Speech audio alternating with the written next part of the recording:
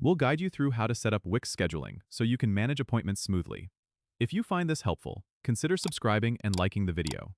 First, go to your Wix dashboard and look for the POIB Apps section in the left-hand menu. Click on it and then select Wix App Market. In the search bar, type Wix Bookings and hit Enter. Once you find the Wix Bookings app, click Add to Site. This will install the scheduling feature on your website. After installation, go back to your dashboard and you'll notice a new Bookings tab. Click on this tab to start configuring your scheduling settings. Here, you can set your service details. Click on Add a Service to input the name, duration, and price of the service you offer. You can also add a description to give your clients more information.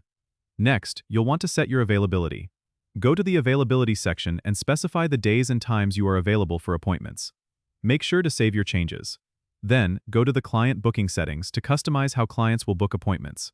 You can adjust settings like booking cutoff times and cancellation policies.